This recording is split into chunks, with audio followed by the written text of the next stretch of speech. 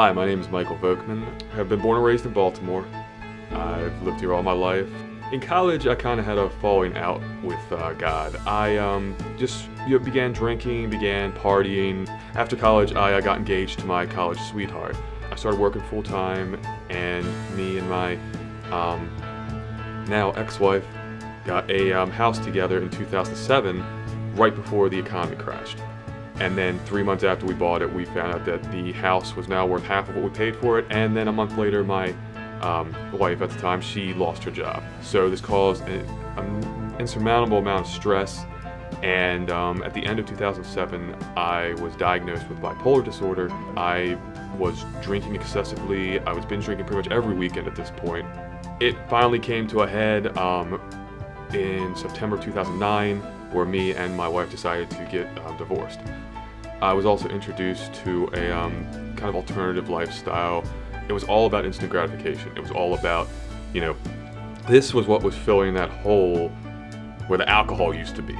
This is what was filling that void. I met a girl, and we started dating very seriously, and one of her things was she was allergic to alcohol. So I stopped drinking as of April 30th, 2011. July of 2013, I also had to go back to the hospital because I had a new job that was stressing me out immensely. The medication I was on was not working. And again, even though I was sober, I never really tackled the problem. And so I went to the hospital for a couple days. My fiance and I broke up. And the next couple months were like the dark ages for me. Suicide was a thought every day almost. Then in September of 2013, I was talking to my sister, and she said there's a new one coming up called The Foundry. And I went there for their first service. I felt good, and I thought, okay, things are going to be okay. But unfortunately, I really had a lot more to deal with. I still had not dealt with the alcoholism or the other addictions that I had. And in November of 2013, I had to go back to the hospital again. I didn't want to live anymore. And I didn't see what the point was for me to continue. So from November to December, I spent off and on in the hospital, an inpatient, outpatient program. I thought, there was nobody there who cared about me.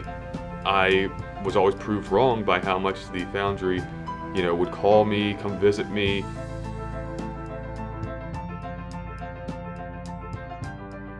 Getting baptized for me was kind of like the start of a new era, of a new me, kind of like cleansing all the stuff that I had done. And even though I was baptized, late in 2013, and there was a lot of stuff still going on, it didn't fix everything.